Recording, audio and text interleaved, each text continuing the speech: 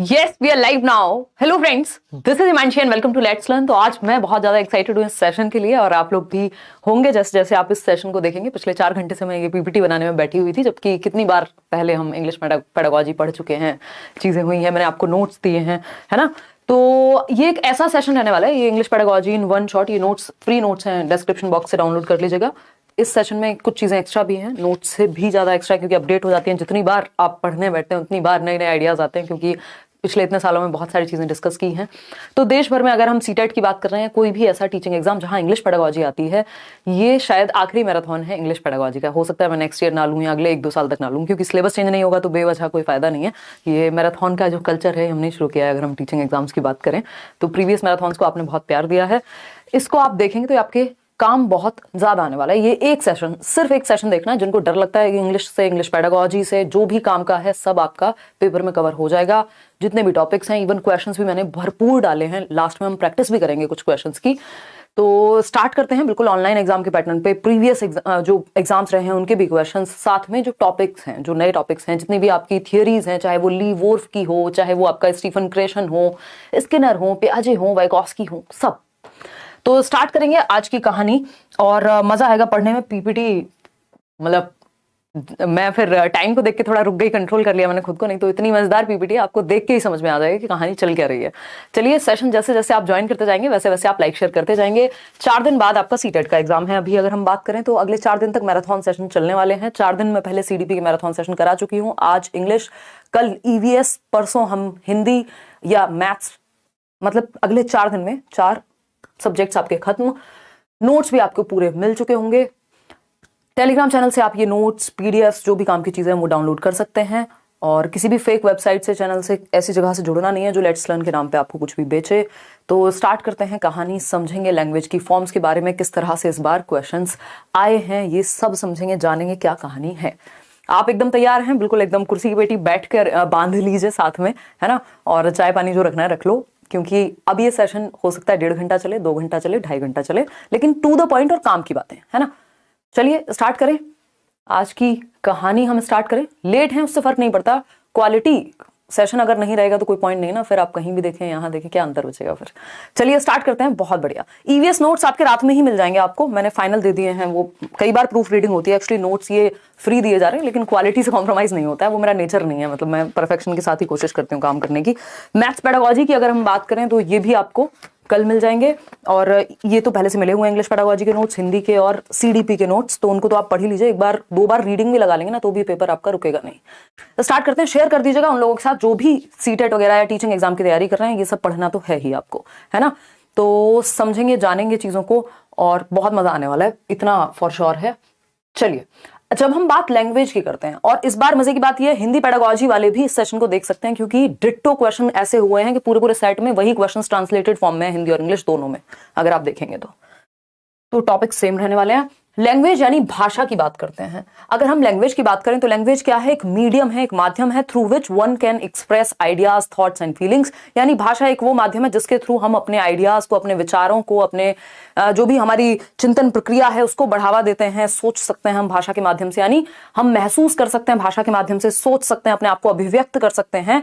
तो हम ये कहेंगे कि लैंग्वेज क्या है? एक मीडियम है, और जस्ट एक मीडियम नहीं है, ये वन ऑफ द फंक्शंस में से है लैंग्वेज के, कि ये कम्युनिकेशन के काम आती है। इसके और भी बहुत सारे प्रकार हैं, फंक्शंस हैं। अगर हम बात करें तो एक मीडियम है अपने विचारों को, आइडियाज को एक्सप्रेस करना। अगर मैं आपको अपनी बात आप तक पहुंचा पा रही हूं, किसके माध्यम से? लैंग्वेज के माध्यम से, ठीक है ना। थॉट्स की अगर हम बात करें, हमें अपने विचार, अपने आइडियाज, जो भी नया कुछ दिमाग में आ रहा है वो सब हम कैसे कन्वे करते हैं? वो हम भाषा के माध्यम से कन्वे करते हैं। जो हमारी फीलिंग्स हैं, यानी ना सिर्फ सोचते हैं, हम महसूस भी करते हैं भाषा के माध्यम से, हम अपने आप को अभिव्यक्त भी करते हैं। तो एक्सप्रेस भी करते हैं, सोचते भी हैं, महसूस भी करते हैं, है ना। जैसे मैं एक गाना सुन रही थी, दिले नादा तुझे हुआ क्या है ना। तो क्या है? वो इमोशंस व्यक्त भी हो रहे हैं, महसूस भी हो रहे हैं, सारी चीजें हो रही हैं। क्वेश्चंस आते हैं आपके एग्जाम में, क्वेश्चन आया हुआ है प्रीवियसली कि क्या भाषा जो है सिर्फ कम्युनिकेट करने का माध्यम है? नहीं, हमारे सोचने, समझने, यानी हमारी फीलिंग, हमारे थॉट्स, हमारी अंडरस्टैंडिंग, हमारा एक्सप्रेशन, सब कुछ शामिल है। ठीक, तो हम ये समझेंगे। क्लियर है बात? कोई दिक्कत, परेशानी, दर्द, समस्या यहां तक नहीं होनी चाहिए। बेसिक सी बात है कि लैंग्वेज एक मीडियम है जिसके माध्यम से हम सोचते हैं, समझते हैं, महसूस करते हैं। We think, feel and express ourselves. ठीक है, दुनिया भर की शायरी, दुनिया भर के गाने, दुनिया भर की किताबें आप पढ़ते हैं। अब बात आती है फॉर्म्स ऑफ लैंग्वेज की। फॉर्म्स ऑफ लैंग्वेज की जब हम बात कर रहे हैं, यानी भाषा की कई फॉर्म हो सकती हैं। कैसे? मेजरली हम देखते हैं कि 3 टाइप्स की हम बात करते हैं। 3 types of languages are there, या forms of language, forms are there. Oral language यानी मौखिक भाषा, जो मैं और आप ब्ला ब्ला ब्ला करके अभी बातें कर रहे हैं, ये देख रहे हैं आप फोटो में, 2 लोग आपस में बातें कर रहे हैं। इसकी PDF भी आपको टेलीग्राम चैनल पर मिल जाएगा। तो ये क्या है? ओरल लैंग्वेज, मौखिक भाषा। जब हम अपने आप को मौखिक रूप से बोल करके, सुन करके भाषा को समझ रहे हैं, एक दूसरे के विचारों का आदान प्रदान कर रहे हैं, ये है आपकी ओरल लैंग्वेज, मौखिक भाषा। दूसरा अगर हम बात करें रिटन लैंग्वेज, रिटन यानी कि अब व्यक्ति को लगा यार अब तो थोड़ा स्टेबिलिटी चाहिए, लिख करके पत्र में भेजेंगे, कबूतर से काम नहीं चलेगा, ठीक। तो बात क्या हुई फिर? रिटन लैंग्वेज की बात हुई, यानी लिख करके व्यक्त करना है अपने आप को, ठीक। और रिटन लैंग्वेज के और भी बहुत सारे फंक्शंस हैं। ये ज्यादा स्टेबल होती है, ज्यादा क्रेडिबल होती है। लिख के अगर आपने दे दिया मतलब ज्यादा स्टेबल है। बोल के तो आपने 2 मिनट में कुछ बोला, 2-4 मिनट बाद अपनी बात बदल दो, किसको पढ़िए, ठीक। तो ओरल लैंग्वेज से ज्यादा जो है आपकी रिटन लैंग्वेज स्टेबल होती है। हालांकि भाषा बदलती रहती है, डायनेमिक होती है लैंग्वेज अपने आप में। साइन लैंग्वेज फिर आती है। साइन लैंग्वेज भी क्या है? एक नेचुरल फॉर्म ऑफ लैंग्वेज है ना, मतलब हम संकेतों के माध्यम से सीख रहे हैं। तो मौखिक भाषा है ओरल लैंग्वेज। जब हम ओरली लैंग्वेज का मौखिक रूप से प्रयोग कर रहे हैं तो वो ओरल लैंग्वेज हो गई। बातचीत में, रेडियो पर, टीवी में सुन रहे हैं, समाचार सुन रहे हैं, ये सारी चीजें। रिटन में जब हम न्यूज़पेपर पढ़ रहे हैं, कोई पेपर लिख रहे हैं, कोई किताब पढ़ रहे हैं, तो वो रिटन लैंग्वेज का वहां यूज हुआ है, यानी लिखित भाषा हो गई। तीसरा फॉर्म क्या है? साइन लैंग्वेज, यानी सांकेतिक भाषा। हम संकेतों से कह रहे हैं इधर आओ, ये क्या, बोलने की जरूरत नहीं पड़ी ना, संकेत के माध्यम से अपनी बात को व्यक्त कर दिया। और साइन लैंग्वेज का यूज डेफ लोगों के लिए भी किया जाता है, और जिन लोगों को मतलब जो लोग बोल नहीं सकते, तो जेस्चर्स का और हाथों का मतलब हैंड मूवमेंट्स वगैरह का प्रयोग करके साइन लैंग्वेज में अपनी बात कही जाती है। आपने वो न्यूज चैनल्स कभी ना कभी देखी होगी, वो न्यूज जिसमें साइन लैंग्वेज के थ्रू न्यूज में अपनी बात को कन्वे किया जाता है, आप यहाँ देख पा रहे हैं, है ना। इनकी अपने आप में ये एक लैंग्वेज का सिस्टम है। क्लियर है ये बात? छोटी सी बात थी, बहुत ज्यादा समय व्यर्थ करेंगे नहीं। इतनी बात क्लियर हो तो हम आगे चलें, अगर नहीं है क्लियर तो हम यहीं पे लेट जाएंगे और समझते रहेंगे। बात ठीक है या नहीं है? बता दीजिए फटाफट से। ठीक है, कोई दिक्कत नहीं इस बात को समझने में। तो ओरल लैंग्वेज, रिटन लैंग्वेज और साइन लैंग्वेज, ये हुई फॉर्म्स ऑफ लैंग्वेज। अब जब हम बात करते हैं रिटन लैंग्वेज की, तो ये क्वेश्चन भी आता है, ये आपको पता भी होना चाहिए कि रिटन लैंग्वेज क्या है। ज्यादा स्टेबल है, ज्यादा क्रेडिबल है, ज्यादा विश्वसनीय है, किसके मुकाबले? ओरल लैंग्वेज के, है ना। वो एक गाना सुना होगा ना, लिख के लीजिएगा अफसोस करोगे। एग्जाम्पल देती हूं मैं बहुत बार, है ना। अफसोस करोगे, लिख के लेना है, मतलब पूरा प्रमाणिकता है इस बात की, क्रेडिबिलिटी है इस बात की। आप प्रॉपर्टी खरीदने जा रहे हैं, आप गाड़ी लेने जा रहे हैं, आप कुछ भी करते हैं, कहते हैं भाई पेपर वर्क कर लो। नौकरी भी करने जाएंगे तो भी पेपर वर्क होगा। क्यों? क्योंकि प्रमाणिक है ये बात, आज से 100 साल बाद भी वो चीज रहेगी। तो प्रमाणिकता होती है, क्रेडिबल होती है ज्यादा कौन सी? Written language. ठीक है, तो मतलब पक्की बात अगर कहनी हो तो हम कह देते हैं यार लिख के ले ले, ऐसा ही होगा। ये क्या है? मतलब हम उसमें प्रमाणिकता की बात कर रहे हैं, हम क्रेडिबिलिटी की बात कर रहे हैं। ठीक, तो written language is more stable और credible than the oral language. तो मौखिक भाषा का क्या है? आज आपने कहा आई लव यू, कल कह दिया अरे जा। कब कहा था? ऐसा तो मैंने सुना भी नहीं, है ना, सोचा भी नहीं, है ना। आज आपने कहा कि बहुत तुमसे बढ़िया इंसान नहीं है कोई, है ना। 2 लोग ऐसे रिलेशनशिप में हैं, तुमसे बढ़िया इंसान नहीं है कोई, कि हाँ ठीक है नहीं है। ब्रेकअप हुआ, कह रहे तुमसे खराब इंसान नहीं है कोई। तो इसकी कोई क्रेडिबिलिटी नहीं है, ये बहुत तेजी से बदल सकती है। रात को कुछ कहा, सुबह कुछ कहा, मूड पे डिपेंड करता है। तो मौखिक भाषा में परिवर्तन बहुत तेजी से हो जाता है, ये कह सकते हैं हम। स्टेबिलिटी की कमी है, ज्यादा ही डायनेमिक हो जाती है कई बार। तो रिटन लैंग्वेजेस मोर क्रेडिबल, प्रमाणिक ज्यादा है, स्टेबल ज्यादा है, स्थायी ज्यादा है। और अगर एक क्वेश्चन आता है कि लिखित भाषा जो है ज्यादा स्थायी होती है किसकी तुलना में? मौखिक भाषा की तुलना में। मौखिक भाषा कंपैरेटिवली अस्थायी या इनस्टेबल है। क्लियर है बात? कोई दिक्कत परेशानी इस बात को समझने में नहीं होनी चाहिए। आगे बढ़ेंगे। अब कुछ और फॉर्म्स की अगर हम बात करें, मतलब ये डिफरेंट फॉर्म्स हैं, ये वो वाली फॉर्म्स नहीं है कि टाइप्स ऑफ लैंग्वेज नहीं है कि ओरल, रिटन और साइन लैंग्वेज। कुछ फॉर्म्स हैं लैंग्वेज को, जब हम ये मौखिक की हो सकती हैं, लिखित की हो सकती हैं, इन्हीं के अंदर ये फॉर्म्स आती हैं जो हमने अभी पढ़ी हैं आपकी, रिटन, ओरल और साइन लैंग्वेज। तो फोनोलॉजी एक ब्रांच है या एक फॉर्म है अगर हम कहें।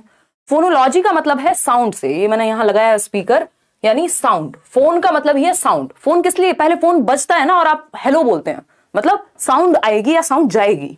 ठीक, तो हम फोनोलॉजी की जब हम बात करते हैं, फोनोलॉजी की जब हम बात करते हैं तो फोन मतलब साउंड से रिलेटेड है।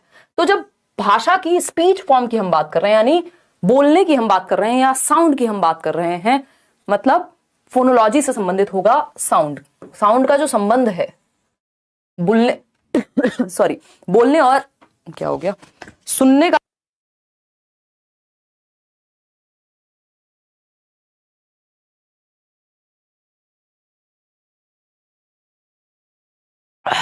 सारा मैथ्स और साइंस के ही नहीं, प्रीवियस ईयर भरपूर रिपीट होते हैं पूरे सीटेट के सभी, आप अगर देखेंगे सब्जेक्ट्स में, थोड़े बहुत भी नहीं, पूरे पूरे, बस हल्का फुल्का ही चेंज आता है, कई बार तो ज्यादातर तो सीधे सीधे रिपीट हो जाते हैं। तो फोनोलॉजी की जब हम बात कर रहे हैं, फोनोलॉजी का संबंध किससे है? साउंड से है। तो स्पीच फॉर्म कौन सी हुई भाषा की? वो हुई साउंड। इससे फोनीम एक चीज निकल करके आती है। फोनीम क्या होती है? स्मॉलेस्ट यूनिट ऑफ साउंड, यानी ध्वनिम बोल देते हैं आई थिंक इनको, या स्वनिम बोलते हैं हिंदी में, एग्जैक्टली मेरे को याद नहीं है इस चीज को लेके, इंग्लिश पेडागोजी चल रही है वैसे भी। फोनीम की अगर हम बात करें तो ये स्मॉलेस्ट यूनिट ऑफ साउंड है। किसी बच्चे ने कहा च प, क्या है ये? स्मॉलेस्ट यूनिट है साउंड की। मॉर्फोलॉजी की जब हम बात करते हैं तो मॉर्फोलॉजी फोकस करती है मीनिंग पे, कि भैया कोई मीनिंग है, जो लिखा जा रहा है, जो पढ़ा जा रहा है, जो बोला जा रहा है, उसका कोई मीनिंग है कि नहीं है। तो मॉर्फोलॉजी, जैसे ये व्यक्ति लेट लेट करके बुक में मीनिंग ढूंढने की कोशिश कर रहा है। फिर सिंटैक्स की बात होती है, वर्ड ऑर्डर। सिंटैक्स मतलब वर्ड ऑर्डर। ये आप देख रहे हैं सब्जेक्ट अपनी जगह पे है कि नहीं, वर्ब अपनी जगह पे है कि नहीं, ऑब्जेक्ट अपनी जगह पर है कि नहीं। तो सिंटैक्स मतलब वर्ड ऑर्डर या स्ट्रक्चर, संरचना से संबंधित। भाई जहां फर्स्ट फॉर्म आनी थी वहां फर्स्ट फॉर्म आई है कि नहीं, जहां सेकंड फॉर्म आनी थी वहां सेकंड फॉर्म आई है कि नहीं, सब्जेक्ट की जगह कर्ता की जगह कर्ता है कि नहीं है ना। हम यही बोलते हैं ना, सीता स्कूल जाती है स्कूल सीता, स्ट्रक्चर ही गलत है, सिंटैक्स गलत है। ठीक है, तो अगर हम कहें तो ये स्ट्रक्चर से संबंधित है, वर्ड ऑर्डर से संबंधित है सिंटैक्स। मॉर्फोलॉजी जो है वो मीनिंग से संबंधित है। फोनोलॉजी जो है वो स्पीच फॉर्म से या बोलने से या साउंड से संबंधित है। इतनी बात क्लियर है। अभी एक चीज आप मॉर्फीम्स पढ़ते हैं और सिमेंटिक्स पढ़ते हैं, उसको भी अभी पढ़ेंगे।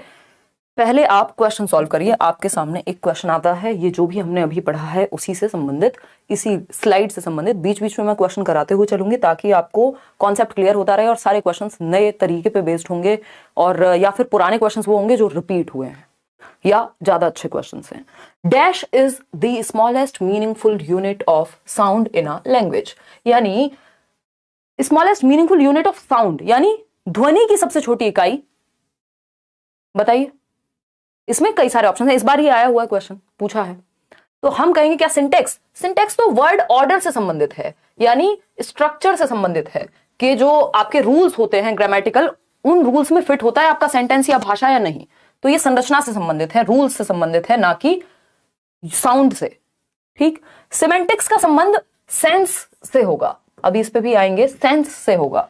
मैडम राइड्स अ बाइसिकल, एक बात कही जाती है, तो राइड नहीं कर सकती मैडम बाइसिकल को, क्योंकि सॉरी ड्राइव्स अ बाइसिकल, तो मैडम ड्राइव नहीं कर सकती बाइसिकल को। ड्राइव उसको करेंगे जिसके अंदर बैठ के, गाड़ी को तो ड्राइव करेंगे। तो यहां पे वर्ब सही है, सब कुछ सही है, बट सिमेंटिकली गलत है, तो सेंस खराब है। या कहते हैं हमारे परदादा जी एक्सपायर हो गए, तो लोग एक्सपायर नहीं होते, वो एक्सपायरी डेट के साथ थोड़े ना पैदा हुए थे कि इतनी तारीख को एक्सपायर हो जाएंगे, है ना। उनकी डेथ होती है, वो पास अवे होते हैं। तो ये क्या हुआ? सिमेंटिकली गलत है। ये सिंटेक्स सही है, इसका स्ट्रक्चर सही है। मॉर्फीम की जब हम बात कर रहे हैं तो मॉर्फीम भी मीनिंग से संबंधित है। किससे? मीनिंग से। ठीक, ये सेंस से संबंधित है। अब ऐसा थोड़ी एक्सपायर का अपना मीनिंग नहीं है, मीनिंग तो है बट सेंस नहीं बन रहा। फोनीम की अगर हम बात करें तो ये साउंड की स्मॉलेस्ट यूनिट कहलाती है, साउंड से संबंधित है, यानी फोनीम की बात हो रही है। ये एक आध वर्ड इसमें एक्स्ट्रा लगा देंगे आपको परेशान करने के लिए, कंफ्यूज करने के लिए, बट इसका जो उत्तर है वो फोनीम है। अगर मीनिंग की बात होती तो हम मॉर्फोलॉजी या मॉर्फीम कहते। मॉर्फोलॉजी तो बड़ी ब्रांच हो गई जिसमें मॉर्फीम है।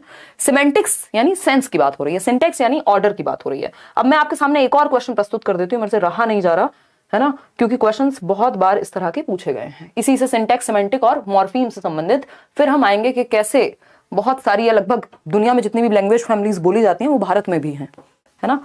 तो भारत विविधताओं का देश है, अगर हम कहें। कैल्प और ये सब भी पढ़ेंगे धीरे धीरे। तो अगर हम बात कर रहे हैं यहां, तो एक सेंटेंस है, क्वेश्चन है ये आपके लिए, अभी जो मैंने आपको बताया अभी, madam drives a bicycle, drives a bicycle. अगर हम बात करते हैं क्या ये सही है, अगर ये गलत है तो ये दो ही ऑप्शन आपके पास, सिमेंटिकली गलत है या सिंटैक्टिकली गलत है, बहुत पूछा जाता है। सिंटैक्टिकली गलत है। इसमें सिमेंटिक मिस्टेक है कि सिंटैक्टिकल मिस्टेक है, सिंटैक्स वाला मिस्टेक है या सिमेंटिक वाला? तो हमें पता है आंसर क्या होगा, सिमेंटिक मिस्टेक है। स्ट्रक्चर तो सही है, ऑर्डर तो सही है ना भाई। मैडम क्या है, सब्जेक्ट है, सही जगह पे है। ड्राइव्स क्या है, वर्ब है, सही जगह पे है। साइकिल क्या है, ऑब्जेक्ट है, सही जगह पे है। सब कुछ तो सही है, ऑर्डर तो सही है, यानी सिंटैक्स तो सही है। सिंटैक्टिकली, सिंटैक्स से ही बना है, सिंटैक्टिकली घबराना नहीं है आपने, ठीक। तो सिंटैक्स तो इसका एकदम करेक्ट है, कोई दिक्कत नहीं है। सिमेंटिकली ये गड़बड़ है, यानी सेंस नहीं बन रहा है ना, सेंस नहीं बन रहा, सिमेंटिक्स में गड़बड़ी है। मैडम जो है वो साइकिल को ड्राइव नहीं कर सकती, राइड करते हैं, जैसा घोड़ा है या जिसके भी ऊपर हम बैठ करके चला रहे हैं, तो क्या है, राइड्स होगा यहाँ पे, ड्राइव नहीं करेंगे मैडम बाइसिकल को, ठीक है। अगर इसको कर दिया होता कि राइड्स मैडम अ बाइसिकल, तो फिर ये सिंटैक्टिकल मिस्टेक हो जाती कि जहां सब्जेक्ट आना था वहां वर्ब लगा दी, जहां वर्ब आनी थी वहां सब्जेक्ट लगा दिया।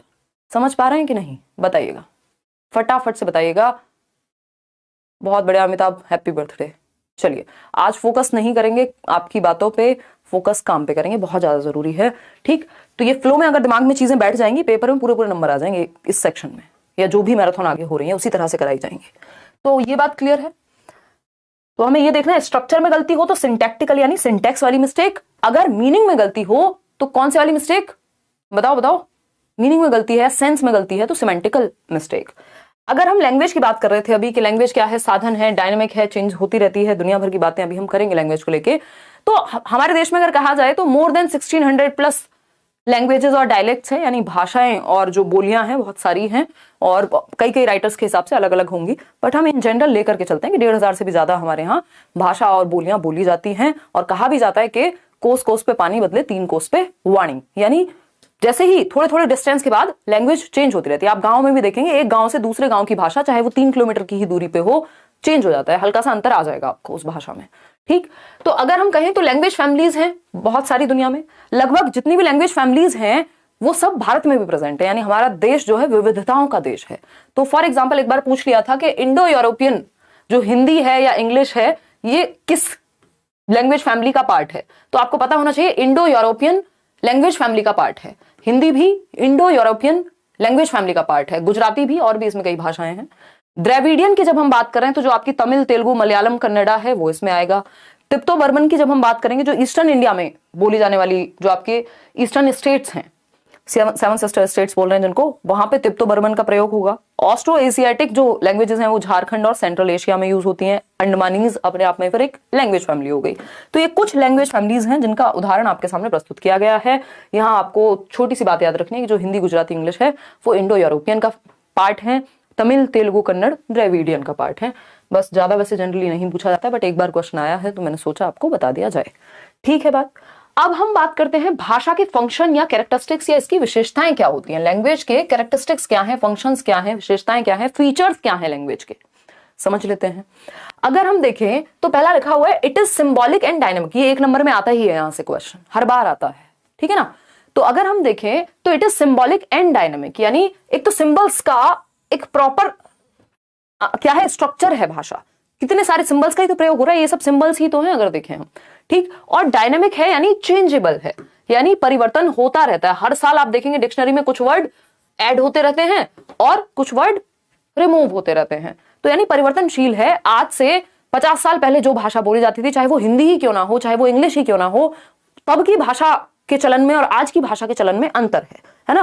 पहले लोग सिनेमा देखने जा रहे हैं या पिक्चर देखने जा रहे हैं ये बोलते थे, अभी क्या हो गया, मूवी बोलते हैं लोग। नहीं तो क्या होगा, लोग कहेंगे अरे कौन से जमाने के हो भाई। मतलब डायनेमिक है, लैंग्वेज चेंज हो रही है, कुछ वर्ड्स ऐड होते रहते हैं, कुछ रिमूव होते रहते हैं, कई बार शैली चेंज होती रहती है, आम बोलचाल में भाषा बदलती रहती है, लिखित भाषा में भी चीजें चेंज होती रहती हैं, है ना।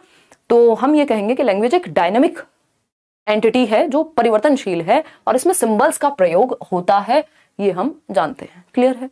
मीन्स ऑफ कम्युनिकेशन है, ये भी एक फंक्शन है लैंग्वेज का कि संप्रेषण का एक माध्यम है, अपनी बात को कहने का, दूसरे की बात को समझने का, क्या है, एक साधन है लैंग्वेज। आप कोई बात कह रहे हैं, आप पत्र लिख रहे हैं प्राइम मिनिस्टर को मान लीजिए, है ना, आप अपनी बात बोल करके, आजकल तो वॉइस मैसेज का जमाना है, कम्युनिकेट कर रहे हैं, तो बोल करके, सुन करके, अभी आएंगी लैंग्वेज स्किल्स भी, पढ़ करके, लिख करके, मीडियम ऑफ इंस्ट्रक्शन, यानी एक फंक्शन ये भी है कि अगर हम इंस्ट्रक्शन दे रहे हैं, हम पढ़ा रहे हैं, किसी को अनुदेश दे रहे हैं, तो उसके लिए भी भाषा काम में आती है। आप टीचिंग में अगर टीचर हैं और स्कूल में पढ़ा रहे हैं, आप ऑफिस में कोई बात कर रहे हैं, फॉर्मल इनफॉर्मल दोनों तरह की भाषाएं होती हैं। फॉर्मल वो जिनको हम फॉर्मल प्लेसेस पे, जैसे ऑफिसेज हो गए, ये कोई भी कार्यालय वाली भाषा। और अगर हम बात कर रहे हैं किसकी, नॉर्मल घर पे या यारी दोस्ती में, तो इनफॉर्मल लैंग्वेज का हम यूज करते हैं। तो मीडियम ऑफ इंस्ट्रक्शन के रूप में भी ये काम आती है। अगर हम बात कर रहे हैं लैंग्वेज इज आर्बिट्रेरी, यानी जैसी लिखी जाती है वो सिंबलाइज किसी और चीज को करती है। तो ये भी पूछा जाता है कई बार कि आर्बिट्रेरी है, यानी हमने अपने आप में कोई फिक्स थोड़ी है कि पेन जो है वो ऐसा ही दिखेगा। हम अगर किसी और चीज का नाम, रॉकेट का नाम पेन रख देते तो वो पेन हो जाता, यानी हमने ही इसको मीनिंग दिया हुआ है। जो लिखना है और जो पढ़ना है, या जो किसी चीज को संबोधित कर रही है, सिंबलाइज कर रही है, जरूरी नहीं उसका अपने आप में कोई मीनिंग हो। पेन पेन ऐसा ही होगा, ये किसी ने कहा थोड़ी है, तो हम ही मीनिंग क्रिएट करते हैं। It's a carrier of civilization and culture, यानी हमारी जो संस्कृति है, हमारी जो सभ्यता है, उसके लिए भी ये आगे बढ़ाती रहती है। एक जनरेशन से दूसरी जनरेशन कैसे पता कर पा रहे हैं भाई, हमारे दादाजी कैसे थे। अगर अंग्रेजों की बात करें तो वो तो जर्नल्स छोड़ के जाते हैं, है ना, डेली बेसिस पे लिख रहे थे उनके जीवन में क्या हो रहा था क्या नहीं, है ना। आज भी हम किसी ऑटोबायोग्राफी पढ़ रहे हैं, या फिर हमारी संस्कृति में हमारी रामायण है, महाभारत है, जितनी भी और अलग अलग तरह की चीजें हैं, तो हमारी हिस्ट्री की बुक्स हैं। तो सिविलाइजेशन और कल्चर को कैरी करती है एक जनरेशन से दूसरी जनरेशन में। It is structured and rule govern, तो रूल गवर्नड सिस्टम है, एक स्ट्रक्चर्ड सिस्टम है, रूल से बंधी हुई है, कॉम्प्लेक्स सिस्टम ऑफ रूल्स है। ऐसा नहीं है कि बिना रूल्स के भाषा काम करती है, मतलब वो आप आपस में यूज कर लें तो चलेगा, लेकिन प्रॉपर रूल गवर्नड सिस्टम है। भाई जब हम बात करते हैं कि सपना पूरा हो गया, अब कोई कहे क्षेत्रीय भाषा के प्रभाव की वजह से कि सपना पूरी हो गई, बन नहीं रहा ना सेंस। क्यों? क्योंकि रूल प्रॉपर नहीं चल पा रहा, वो स्त्रीलिंग पुल्लिंग कहां यूज होना था समझ नहीं पा रहे हम। तो ये सारी बातें हैं जो कैरेक्टरिस्टिक्स हैं किसके, लैंग्वेज के। आगे बढ़ेंगे फटाफट से। लैंग्वेज एक्विजिशन, इस सेशन को अगर आप 2 बार भी रिवाइज कर लेते हैं, एक बार भी अच्छे से समझ लेते हैं और प्रैक्टिस कर लेते हैं, पीडीएफ आपको मिल जाएगा इसका, तो इनफ हो जाएंगी चीजें, ठीक है। लैंग्वेज एक्विजिशन और लैंग्वेज लर्निंग, 1 नंबर में क्वेश्चन पूरी तरह से आता ही है, फिक्स्ड है, ठीक, क्या है, फिक्स्ड है। तो लैंग्वेज एक्विजिशन की जब हम बात कर रहे हैं तो भाषा अर्जन एक चीज है और लैंग्वेज लर्निंग एक दूसरी चीज है। ये हिंदी लैंग्वेज में भी पूछा जाता है, इंग्लिश लैंग्वेज में भी पूछा जाता है। तो when language is learned naturally, यानी जब हम स्वाभाविक रूप से नेचुरली लैंग्वेज को सीखते हैं विदाउट एनी सिस्टमैटिक प्रैक्टिस, यानी कोई सिस्टमैटिक प्रैक्टिस नहीं हो रही, it is called what, language acquisition. यानी जब हम डेलिब्रेट एफर्ट नहीं कर रहे हैं कि भाई मैं पेन पेपर लेकर के बैठूं, आज तो मम्मी से बोलना सीखूंगी कि कैसे पानी मांगते हैं। छोटा बच्चा 3 साल का, सोचो, ऐसे थोड़ी होता है। वो स्वाभाविक रूप से अपने आसपास उसके कार्टून्स चल रहे हैं, या फिर वो कोई मूवी देख रहा है, मम्मी पापा को, बहन भाई को बात करते हुए देख रहा है, धीरे धीरे वो भाषा बोलना अपने आप सीख जाता है। कोई ऐसी दिक्कत थोड़ी होती है कि भाई बहुत बड़ी समस्या हो गई, अब तो उसको एक किताब लेकर के बाप बच्चे को सिखा रहे हैं कि बेटा पानी कैसे मांगना है, किताब से सीख लो, ऐसा नहीं होता ना। तो लैंग्वेज एक्विजिशन यानी भाषा अर्जन में क्या होता है कि आप भाषा को अपने एनवायरमेंट के माध्यम से अर्जित करते हैं। जो एनवायरमेंट है आपका, जिस एनवायरमेंट में, जिस वातावरण में आप रह रहे हैं, वहां से आप भाषा को पिक कर लेते हैं, और ये क्षमता हमारे अंदर नेचुरली होती है, ऐसा नॉर्म चॉम्स्की कहते हैं, अभी उनको भी पढ़ेंगे हम। तो when language is learned naturally and without any systematic practice, it is called acquisition.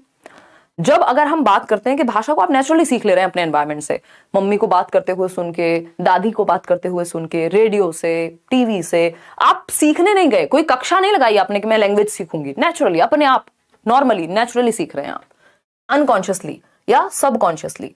It refers to the process of learning our native और सेकेंड लैंग्वेज। इस लाइन पे ध्यान देना है कि जो हमारी नेटिव लैंग्वेज है, नेटिव किसको कहते हैं, जो हमारी खुद की भाषा है, जो क्षेत्रीय भाषा है हमारी, या देशीय भाषा है, जिस देश में, जिस काल में आप रहते हैं, जिस जगह पे आप रहते हैं, जो भी आपकी फर्स्ट लैंग्वेज है अगर मैं कहूं, तो जो आपकी पहली भाषा होती है, जो आपके यहाँ बोली जाती है, जो आपकी मातृभाषा है अगर मैं कहूं, तो वो, या फिर कोई दूसरी भाषा। तो हम कई बार क्या समझते हैं, लैंग्वेज एक्विजिशन मतलब मदर टंग, मातृभाषा ही होगी, नहीं। लैंग्वेज एक्विजिशन में दूसरी भाषा को भी आप एक्वायर कर सकते हैं। यदि आप 3 साल के थे, आपने 3-4 साल में हिंदी बोलना सीख लिया था क्योंकि आपके घर में बोली जाती थी, आप इंडिया में रहते थे, आपके माँ बाप अमेरिका शिफ्ट हो गए और अब आपने इंग्लिश को भी एक्वायर कर लिया, वो भी आपने आसपास सुनी और आप उसको भी बोलते गए, सीखते गए, समझते गए, खत्म, कोई किताब की जरूरत नहीं पड़ी। तो हम ना ही सिर्फ फर्स्ट लैंग्वेज, सेकेंड लैंग्वेज को भी एक्वायर कर सकते हैं, ऐसा बहुत सारे लोग मानते हैं। स्टीफन क्रेशन ने भी इस पे अपनी एक हाइपोथेसिस दी है, जिसको हम आगे चल के पढ़ने वाले हैं, आज ही, अभी के अभी, ठीक है। कोई दिक्कत परेशानी इस बात को समझने में हो रही है किसी को? हो रही है तो बता दो, ईवीएस नोट्स दे दीजिए। ईवीएस नोट्स का मैं बता चुकी हूँ शुरू में ही, आप अगर लेट ज्वाइन करेंगे तो फिर कोई इलाज नहीं है इस बात का, ठीक है ना। बहुत ही बढ़िया, चलिए समझते हैं। लाइक शेयर आप करते जाएंगे जैसे जैसे आते जाएंगे। इट मतलब किसकी वजह से हो रहा है, और ये it refers to the process of learning a native और a second language. Learning a native और अ सेकंड लैंग्वेज। लर्निंग का मतलब यहां वो वाली लर्निंग से नहीं है जो एफर्टफुली हो रही है, बट लर्निंग का मतलब यहां एक्वायर करने से है। तो ये कई बार पेपर में दे देता है कि लर्निंग अ नेटिव और अ सेकंड लैंग्वेज, तो लर्निंग पढ़ के कई लोग कंफ्यूज हो जाते हैं। तो उसमें कॉन्टेक्स्ट को समझना है कि किस संदर्भ में बात कही जा रही है। Because of the innate capacity of human brain, भाई जो मानव मस्तिष्क है उसके अंदर वो आंतरिक क्षमता है कि वो नेचुरली एनवायरमेंट से भाषा को एक्वायर कर सकता है यदि उसको एनवायरमेंट दिया जाए, ठीक है।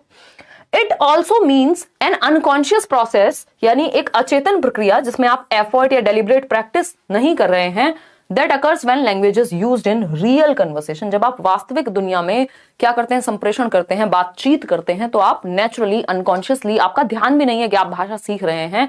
आप किसी ऐसे व्यक्ति के साथ रहिए जो संस्कृत बोलता हो, कुछ दिन में आप भी संस्कृत समझना सीख जाएंगे, कुछ दिन में आप भी संस्कृत बोलना सीख जाएंगे। आपने जबरदस्ती नहीं सीखा, नेचुरली आपके भाव भाव में ही आ जाएंगे कुछ शब्द, ठीक। तो ये अनकॉन्शियस प्रोसेस है, अचेतन प्रोसेस है। कई जगह पे आपको ये अनकॉन्शियस मिलेगा, कई जगह पे ये आपको सबकॉन्शियस मिलेगा, डिपेंड करता है ऑप्शन क्या दिया है ना। और दोनों ऑप्शन जनरली नहीं देता एक साथ, क्योंकि ये नेचुरली होती है। कुल मिलाकर की बात ये है, क्लियर है। हम यहां पे हमने दो चीजें देखी कि जो नेटिव लैंग्वेज है और सेकेंड लैंग्वेज है, इसको समझ लीजिएगा एक बार। L1 L2 समझ लीजिएगा, ये है L1 और L2, ठीक। अगर हम बात करते हैं जो आपकी नेटिव लैंग्वेज होती है वो L1 कहलाती है, यानी लैंग्वेज फर्स्ट ही होगी आपकी जनरली। नेटिव लैंग्वेज जो है आपकी जिस जगह से, या फिर हम इसको मदर टंग भी कह सकते हैं, ठीक है। क्या कह सकते हैं, मदर टंग भी कह सकते हैं, होम लैंग्वेज भी कह सकते हैं। मदर टंग मतलब जो भी हमारे घर में बोली जा रही है, ठीक है, कोई दिक्कत नहीं है। फर्स्ट लैंग्वेज भी कह देते हैं कई लोग, भाई जो भी सबसे पहली भाषा हम घर में ही सीखते हैं ना, तो जो भी घर की भाषा होगी वही हमारी फर्स्ट लैंग्वेज बन जाएगी, मदर टंग होगी हमारी, ठीक है। अगर घर में फर्स्ट लैंग्वेज नहीं बोली जा रही तो बात अलग है, ठीक। लैंग्वेज 2 क्या है, लैंग्वेज 2 आपकी सेकंड लैंग्वेज कह देते हैं इसको, भाई ये दूसरी भाषा है। क्या है, सेकंड लैंग्वेज कह सकते हैं। और क्या कह सकते हैं आप इसको मदर टंग तो कहेंगे नहीं, स्कूल लैंग्वेज भी कह देते हैं कई लोग कि स्कूल में आप दूसरी भाषा सीख रहे हैं, ठीक है ना। इसके अलावा अगर हम कहें सेकंड लैंग्वेज तो कह ही देते हैं। तो ये आपकी सेकंड लैंग्वेज एक्विजिशन की जब हम बात करेंगे तो आप स्कूल में सीखते हैं, बाहर दुनियादारी में सीखते हैं, लेकिन L1 जो है वो आपकी मदर टंग को ही कहा जा रहा है, नेटिव लैंग्वेज भी इसी को कहा जा रहा है। कई लोग इसी में कंफ्यूज रहते हैं। और L2 को कई बार हम टारगेट लैंग्वेज भी कह देते हैं, लक्ष्य भाषा। यानी स्कूल में टारगेट लैंग्वेज क्या होगी, मान लीजिए आपके घर में हिंदी बोली जाती है, स्कूल में इंग्लिश सिखा रहे हैं, तो वो टारगेट लैंग्वेज बन गई जिसको आप आगे चल करके सीखेंगे। तो इन सबका मतलब एक ही है, चाहे वो नेटिव हो, मदर टंग हो, होम लैंग्वेज हो, फर्स्ट लैंग्वेज हो। L2 की जब हम बात कर रहे हैं तो second language, school language, target language, जो भी आपके अदर देन मदर टंग है वो आपके लिए दूसरी भाषा हो जाएगी। आगे बढ़ेंगे। और लैंग्वेज एक्विजिशन क्या है, अनकॉन्शियस प्रोसेस है जिसमें आपका डेलिब्रेट एफर्ट जीरो है, ना के बराबर है। आपने कोई कॉपी किताब, टीचर, ग्रामर कुछ नहीं सीखा, आपने भाषा को बोलना सीख लिया नेचुरली। क्यों, क्योंकि आपके ह्यूमन ब्रेन में वो क्षमता थी, और ये बचपन में ज्यादा तेजी से हो पाता है, 5 साल की उम्र तक, ऐसा नॉम चॉम्स्की कहते हैं।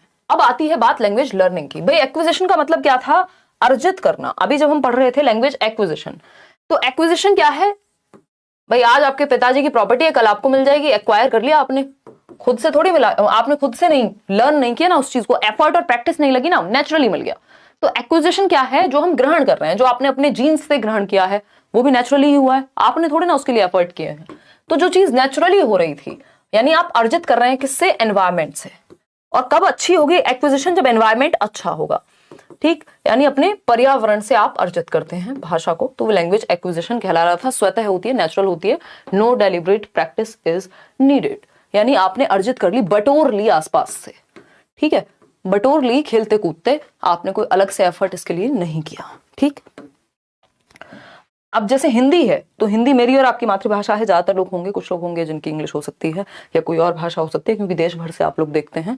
तो अगर हम कहें तो हिंदी हमारी मातृभाषा है, तो उस केस में क्या कहानी है, हमने नेचुरली बोलना सीख लिया था बचपन में, कोई दिक्कत नहीं हुई। स्कूल जाने से पहले ही एक पर्टिकुलर लेवल की समझ या अंडरस्टैंडिंग होती है बच्चे में मातृभाषा को लेके, और इसीलिए हम कहते हैं मदर टंग में ही आप सिखाइए, बच्चे को मातृभाषा का प्रयोग करने दीजिए, ये भी पॉलिसीज जब हम पढ़ेंगे तो आएगा।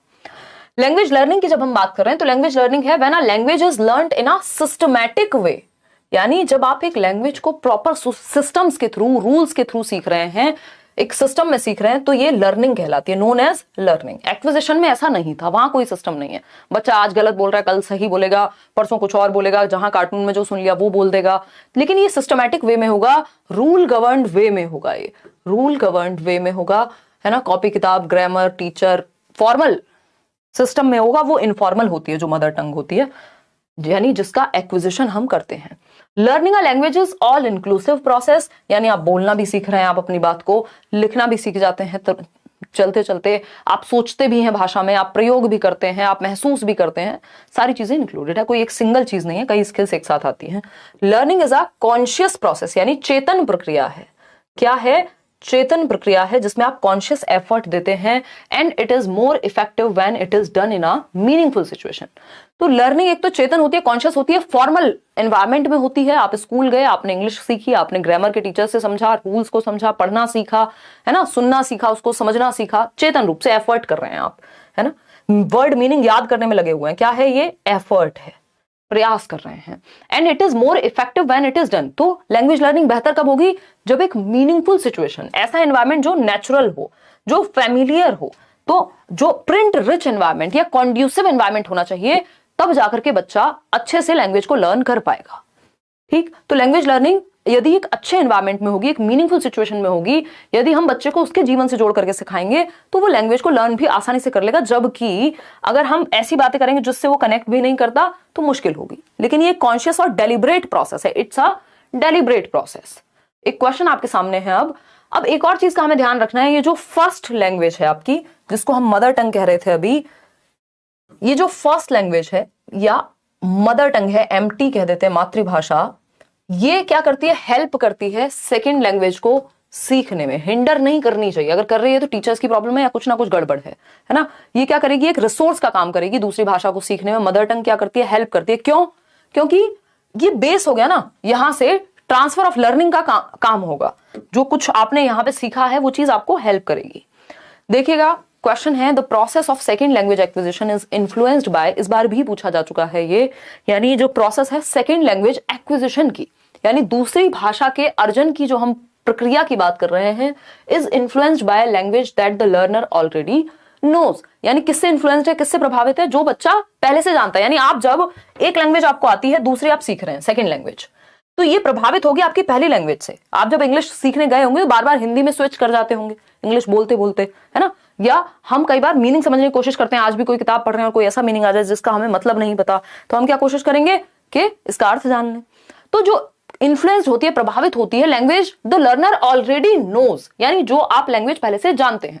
The influence is interlanguage है, सिस्टमैटिक एरर है, लैंग्वेज ट्रांसफर है, फोनोलॉजी है। ये जो प्रभाव है ये लैंग्वेज ट्रांसफर का है। फिर हम धीरे धीरे जो आपकी फर्स्ट लैंग्वेज है उससे ट्रांसफर करते जाते हैं सेकंड लैंग्वेज में। तो लैंग्वेज ट्रांसफर है, ये भाषा का स्थानांतरण है। जब आप दूसरी भाषा सीख रहे हैं तो उसको एक रिसोर्स, एक संसाधन, एक एसेट के रूप में यूज करेंगे। पहली भाषा का प्रयोग जो है एक संसाधन के रूप में होगा, ताकि जो भी आपने उसमें सीखा है, जो भी आइडेंटिकल एलिमेंट्स होंगे, वो ट्रांसफर कर पाएंगे लर्निंग को। तो दूसरी भाषा का इन्फ्लुएंस होता है, दूसरी भाषा सीखते समय पहली भाषा का इन्फ्लुएंस होगा। इस इन्फ्लुएंस को लैंग्वेज ट्रांसफर कहते हैं, और इस ट्रांसफर की वजह से आप दूसरी भाषा आसानी से सीख पाते हैं। अब जो हमने ये एक्विजिशन और लर्निंग पढ़ा है, क्योंकि इस पे कई क्वेश्चन आ जाते हैं एक्विजिशन एंड लर्निंग पे, इसलिए समझना जरूरी है। ठीक है बात। अगर हम देखें यहां पर तो ये देख सकते हैं एक्विजिशन एंड लर्निंग का डिफरेंस। एक क्वेश्चन सीधा सीधा और 2-3 क्वेश्चन डायरेक्टली और इनडायरेक्टली भी आ जाते हैं, नॉम चॉम्स्की पे ही आ जाते हैं कई क्वेश्चन। एक्विजिशन यानी भाषा अर्जन, जो आप एनवायरमेंट से उठा रहे हैं नेचुरली, जो आपने मातृभाषा अपनी सीखी है, जो आपने फर्स्ट लैंग्वेज सीखी है। ए फॉर एप्पल होता है, यानी ये फर्स्ट आपका लेटर भी है। अगर हम इंग्लिश लैंग्वेज की बात करें तो ए से एक्विजिशन, और एक्विजिशन से पहली लैंग्वेज, यानी फर्स्ट क्या है? एक्विजिशन है, अर्जन है। सबसे पहले आप कोई ना कोई भाषा अर्जित ही करते हैं। भाषा की जो लर्निंग है वो दूसरे नंबर पे आती है, यानी लर्निंग जनरली सेकंड लैंग्वेज में होती है, या आप कई भाषाएं भी सीख सकते हैं बाद में। ठीक, तो लैंग्वेज लर्निंग क्या है? चाइल्ड्स फर्स्ट लैंग्वेज, यानी ज्यादातर केस में ये क्या होती है? मदर टंग होती है, बच्चे की मातृभाषा, जो भी उसके घर में बोली जाती है। पहला point, formal knowledge of language. लेकिन ये तो क्या हुई? Home language, first language acquisition, भाषा अर्जन। वहीं लर्निंग की बात करें तो ये फॉर्मल नॉलेज है, फॉर्मल मतलब आपने स्कूल में, क्लासेस में, कोचिंग क्लासेस में कहीं जाके ये भाषा सीखी होगी, किताबों से, टीचर से। ये जबकि नेचुरली ये इनफॉर्मल है, अनौपचारिक है, ये आसपास के एनवायरमेंट से ऐसे ही सीख ली, आस पड़ोस से। सेकेंड पॉइंट क्या है, पिकिंग अप अ लैंग्वेज, यानी जब हम लर्निंग इसकी लैंग्वेज एक्विजिशन की बात कर रहे हैं तो आप इसमें पिकअप कर लेते हैं, एक लैंग्वेज को उठा लेते हैं, एनवायरमेंट से अर्जित कर लेते हैं। वहीं यहां पे आप नोइंग अबाउट अ लैंग्वेज, आप लैंग्वेज के वर्ड मीनिंग सीखते हैं, उसके रूल्स सीखते हैं, उसके सिस्टम्स को समझते हैं, उसको लिखते कैसे हैं, कौन सी फॉर्म होती है, यानी आप लैंग्वेज के बारे में जानते हैं। ठीक है ना, क्लियर है, कोई दिक्कत नहीं है। बहुत बढ़िया, हैप्पी न्यू ईयर पूजा और Shashi, all the best KVS के लिए। सबकॉन्शियस प्रोसेस है एक्विजिशन, यानी सबकॉन्शियस या फिर अनकॉन्शियस, जिसमें आपका ध्यान ही नहीं है, आप सबकॉन्शियसली एनवायरमेंट से उठा ले रहे हैं।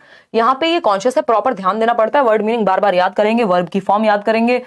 इम्प्लिसिट नॉलेज, यानी आपको पता भी नहीं होता ये शब्द आप कैसे यूज कर पा रहे हैं, आपका ध्यान भी नहीं है, आप ज्यादा सोच भी नहीं रहे हैं, आंतरिक है।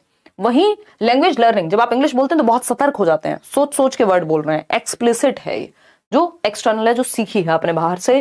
फिर आता है fifth point, formal teaching does not help, यानी फॉर्मल टीचिंग, अगर आपकी मम्मी आपको बचपन में किताब लेके बैठ जाती कि बेटा ऐसे बोलना है, तो वो कुछ खास मदद नहीं करता, वो एनवायरमेंट से अपने आप सीख जाता बच्चा। फॉर्मल टीचिंग यहां पे हेल्प करती है कि एक टीचर हो, एक ट्रेनर हो, स्कूल हो, ग्रामर हो, बुक्स हो। तो ये बेसिक डिफरेंस है। यहां पे कोई डेलिब्रेट एफर्ट नहीं लगता, no deliberate effort is needed. Deliberate मतलब कोई भी एक शिक जिसमें अपनी इच्छा से एफर्ट लगे, no deliberate effort is needed. यहां पे एफर्ट लगता है, प्रैक्टिस लगती है, एक्सरसाइज लगती है, ठीक है ना, डेलिब्रेट एफर्ट यहां लगता है। चलिए आगे बढ़ते हैं, समझते हैं। अगर हम बात करते हैं, एक क्वेश्चन आपके सामने ऐसे ही आसान सा पूछ दिया है ताकि आप जवाब दे पाए। क्या क्वेश्चन है, the most important factor which is responsible for the differentiation between, ये क्वेश्चन बहुत बार आया पास्ट ईयर्स में, कि कौन सा वो एक फैक्टर है, कौन सा एक महत्वपूर्ण फैक्टर है जो डिफरेंशिएट कर पाते हैं, जिसकी वजह से आप लैंग्वेज लर्निंग और लैंग्वेज एक्विजिशन के बीच का, लर्निंग मतलब जहां एफर्ट और प्रैक्टिस हो, जहां ट्रेनिंग हो, अभ्यास हो, एक्विजिशन मतलब नेचुरली आपने अर्जित कर लिया, आपका कोई खास एफर्ट नहीं लगा। तो ग्रामर ऑफ लैंग्वेज है, असेसमेंट इन लैंग्वेज है, टेक्स्ट बुक ऑफ लैंग्वेज है, ये आपको याद रखना है। सारा खेल है एनवायरमेंट का। अगर जिस भाषा को आप दूसरी भाषा के रूप में आज स्टडी कर रहे हैं, यानी मान लीजिए आपकी कौन सी भाषा कह सकते हैं हम, इंग्लिश कह रहे हैं, तो अगर इंग्लिश आपके एनवायरमेंट में होती तो आप इंग्लिश को भी एक्वायर कर लेते, कौन सी बड़ी बात थी, है ना, कोई हुआ थोड़ी है। तो हम ये कहेंगे जो डिफरेंशिएशन है कि आप किसी भाषा को सीख रहे हैं, लैंग्वेज लर्निंग कर रहे हैं या एक्विजिशन कर रहे हैं, वो उसमें मेन जो डिफरेंस है वो है एनवायरमेंट का। किसका, एनवायरमेंट का, लैंग्वेज एनवायरमेंट का।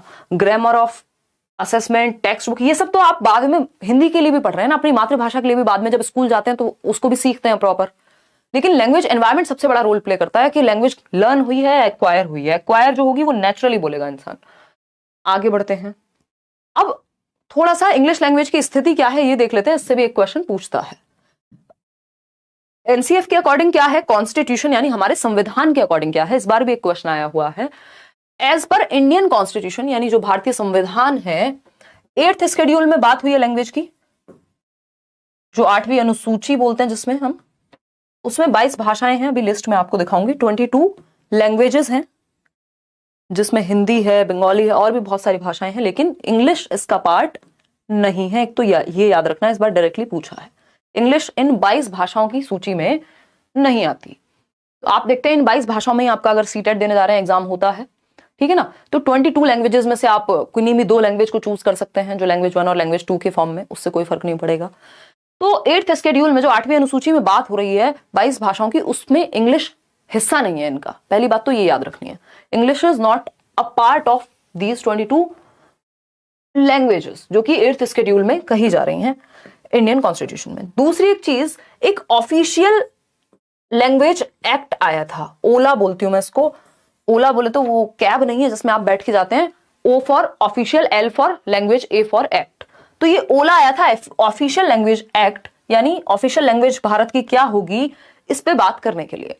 तो ऑफिशियल लैंग्वेज की जब हम बात कर रहे हैं तो ये 1963 में एक एक्ट आया था, और इसके तहत आप देखते हैं एक आर्टिकल है 343, यानी जो लैंग्वेज की बात करता है 343, आर्टिकल 343 सेक्शन 1 में हम कहते हैं हिंदी क्या है, हमारी ऑफिशियल लैंग्वेज है, कार्यालय भाषा है एक तरह से।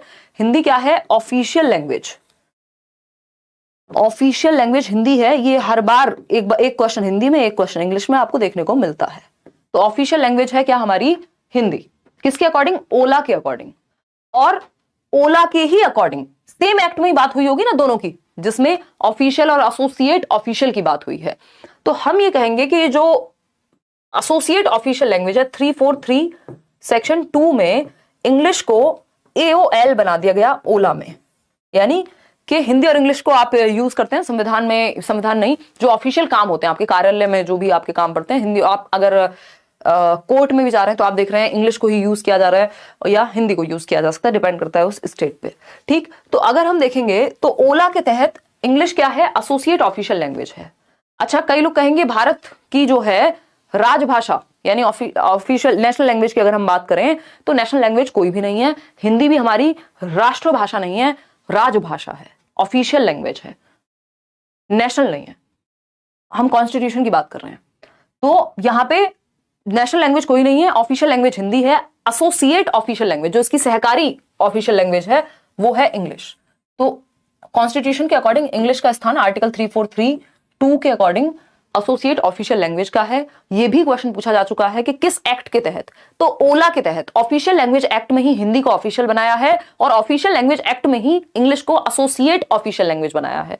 दोनों इसी के तहत हो रही हैं। ऐसा नहीं है कि इसके लिए एसोसिएट ऑफिशियल लैंग्वेज एक्ट कोई नहीं है। ये पेपर में आपको कंफ्यूज करने के लिए ऑप्शन देगा कि एसोसिएट ऑफिशियल लैंग्वेज एक्ट के तहत इंग्लिश को क्या बना दिया? एसोसिएट ऑफिशियल लैंग्वेज बना दिया। जी नहीं, एक ही एक्ट है ऑफिशियल लैंग्वेज एक्ट, दोनों में दोनों की बात हिंदी और इंग्लिश की इसी में की गई है, बस आर्टिकल का अंतर है, 3431 में हिंदी और 3432 में इंग्लिश। एक तो बात ये हुई, क्लियर है इतनी बात? इस पे भी हम क्वेश्चन भी करेंगे।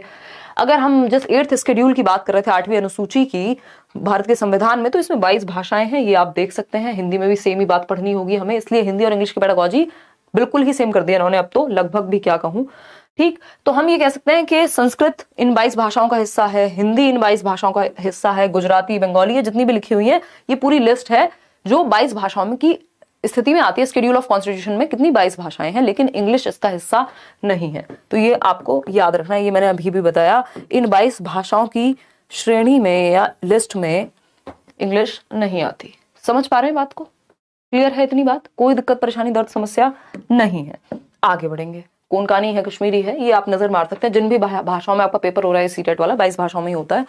एनसीएफ के अकॉर्डिंग हम देखेंगे इंग्लिश का क्या स्थान है। तो एनसीएफ कहता है इसमें 2 कैच हैं, छोटी छोटी सी बातें जिस चक्कर में क्वेश्चन गलत हो जाता है।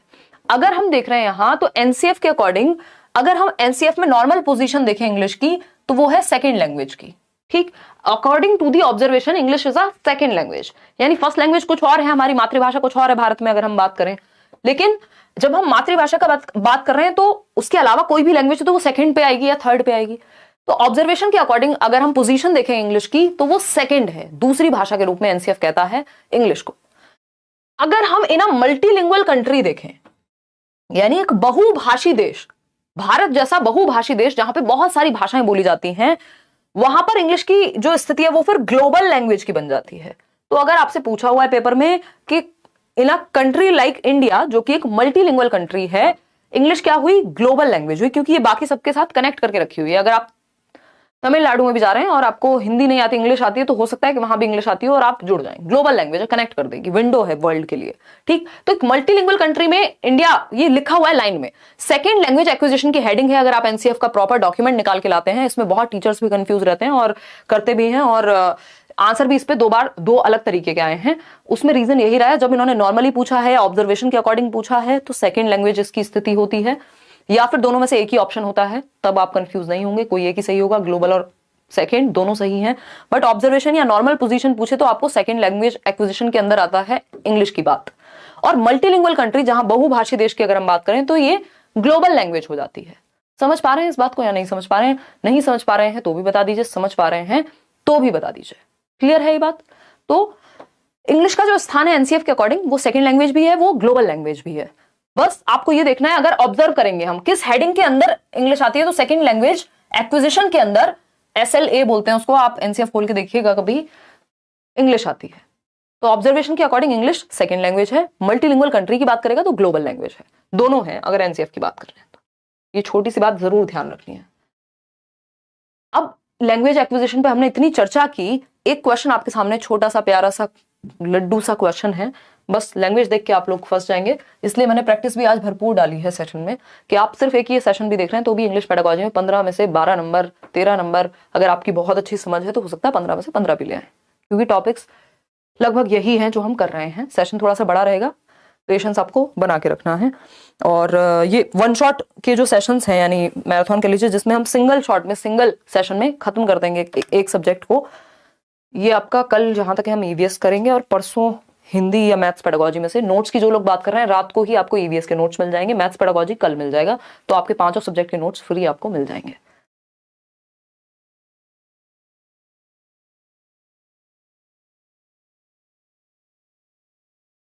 इंग्लिश के नाम तो डरते हैं लोग, जनरली ये देखा जाता है कि इंग्लिश पेडागोजी जब होती है तो जो नंबर ऑफ लर्नर्स है उनकी संख्या अपने आप घट जाती है, जबकि इंग्लिश के अलावा भी, क्योंकि संस्कृत वगैरह भी चूज की हुई है कई लोगों ने, तो समझते हैं क्या कहानी है, फिर हम आगे बढ़ जाएंगे, क्योंकि आगे बढ़ना इज इंपॉर्टेंट। डी ऑप्शन कह रहे हैं कई लोग।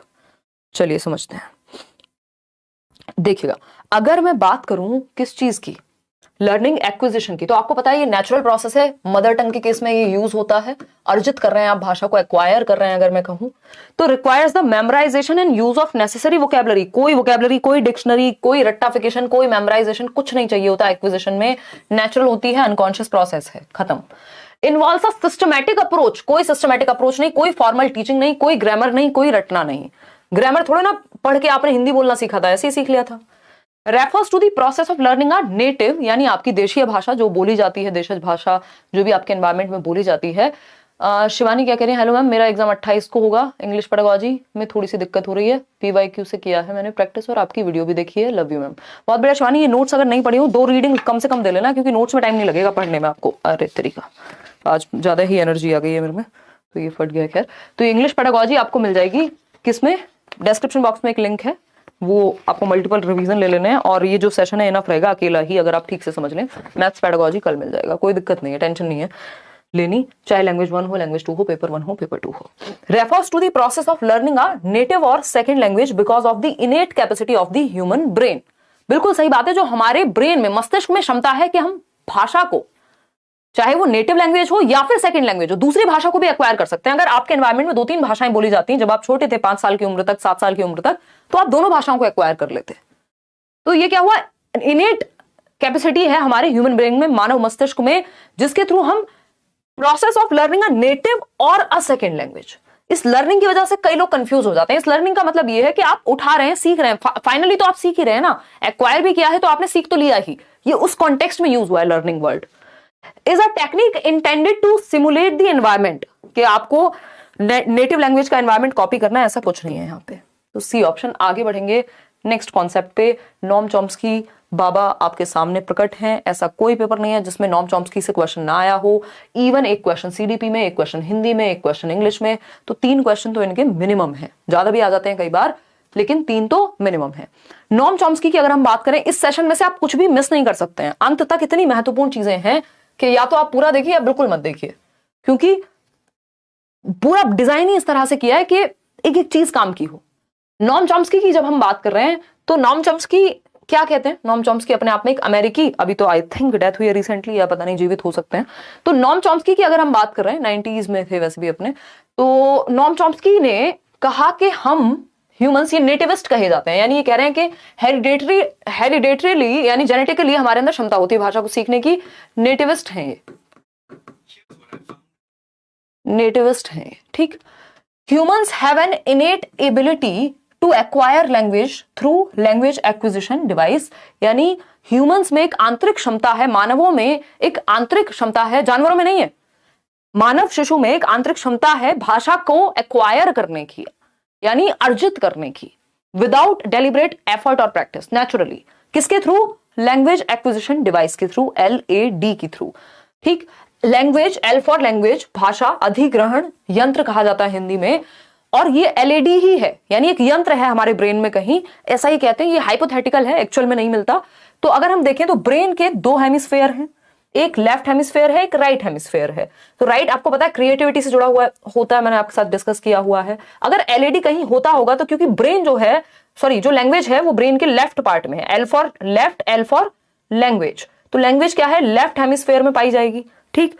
तो भाषा, क्योंकि लॉजिकल ब्रेन जो है आपका वो लेफ्ट ही है, और लॉजिक मतलब संज्ञान से जुड़ी हुई जितनी भी चीजें होंगी वो लेफ्ट ब्रेन में होंगी, कॉग्निटिव डेवलपमेंट से। और कॉग्निशन का हिस्सा है क्या, लैंग्वेज, अगर हम देखें तो, या जनरली अगर हम जोड़ करके देखें इंटर रिलेटेड है। तो लैंग्वेज या एलईडी अगर होता होगा तो लेफ्ट ब्रेन में पाया जाएगा। अब लैंग्वेज एक्विजिशन डिवाइस क्या है, हमारे अंदर एक डिवाइस है जो एक तरह से अर्जित कर रहा है, जैसे एक चुंबक नहीं होती, या हम कहें एक मैग्नेट की तरह हमारे अंदर एक डिवाइस लगा हुआ है, और वो जैसे ही भाषा के वर्ड्स आ रहे हैं चारों तरफ से, टीवी से, कार्टून से, रेडियो से, लोगों से, वो अर्जित करता जा रहा है, संग्रहण करता जा रहा है उनका, और भाषा सीख जाएगा ऑटोमेटिकली, नेचुरली। ये कह रहे हैं कौन, नोम चॉम्स्की। तो एक लैंग्वेज एक्विजिशन डिवाइस है जिसके थ्रू हम भाषा को एक्वायर करते हैं। और ये लैंग्वेज एक्विजिशन डिवाइस का जो मोस्ट क्रिटिकल टाइम है, ये सबसे ज्यादा जो क्रिटिकल पीरियड है लैंग्वेज एक्विजिशन डिवाइस के लिए, ये धीरे धीरे एज के साथ वीक होता जाता है। Critical period for LAD is till 5 years of age, या चाइल्डहुड हद से हद कह सकते हैं,